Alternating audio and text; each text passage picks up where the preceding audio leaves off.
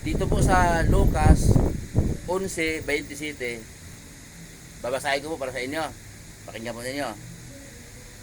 Habang nagsasalita si Jesus, may isang babaeng sumigaw mula sa karamihan.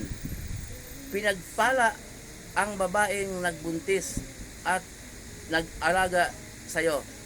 Ngunit sumagot siya, higit na pinagpala ang mga nakikinig sa salita ng Diyos at tumutupad nito. Ayan po. Nauna pong sinabi niya yung lingkod sa mga nung nakaraang taon na ang mahal na Birheng Maria, tao po yun, yung ginawang kasangkapan ng Diyos na makapangyarihan sa lahat upang magkatawang tao si Jesus, panganak si Jesus. Kaya nakakalungkot po nung panahon na bata pa ako, nakita ko yung mga ninuno ko na lumulod sa rebulto, larawan ni Maria. Doon sila humingi ng pagpapala, doon sila humingi ng biyaya sa rebulto ni Maria. Ang sampayan po natin po ang Diyos na makapangyarihan sa lahat at si Jesus. Ang turo po ng ating Panginoong Jesus po, humiling kayo sa Diyos Ama sa aking pangalan. Okay, silang dalawa lang.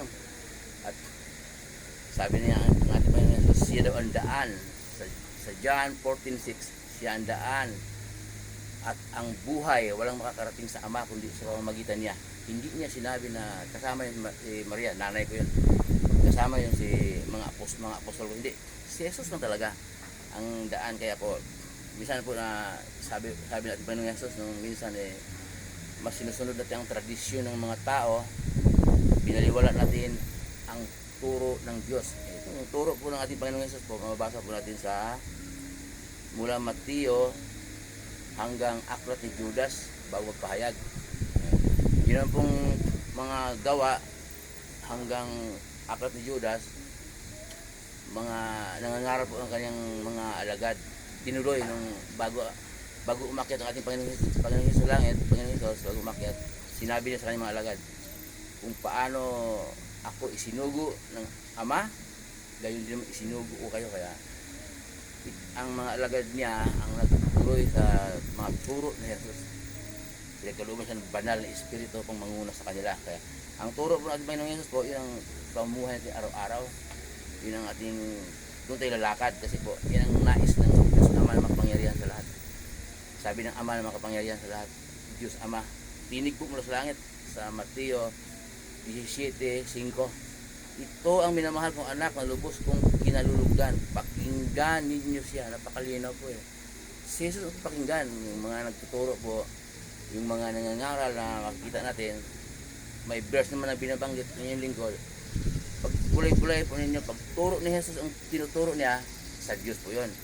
Minsan kasi may nangangaral na ang tinuturo niya, sarili lang niya, sariling karangalan lang niya ang pinopromote niya.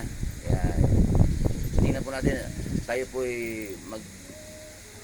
magbasa din ng Bible po para hindi tayo maliligaw. At yung mga nangangaral naman, pag may katulad inyong lingkod, may verse naman na binabanggit, basahin po ninyo at pagkumain po ninyo yung mga sinasabi ko. Muli po yung lingkod, si Chef Roy. Sasamahan po kayo ng Diyos kahit saan po kayo pupunta. Mga trabaho pinasukan po ninyo, mga negosyo, kahit ano pinagkakitaan nyo sa buhay, ayon sa kalooban ng Diyos na walang halong pandaraya po. Magpapalain po kayo ng Diyos.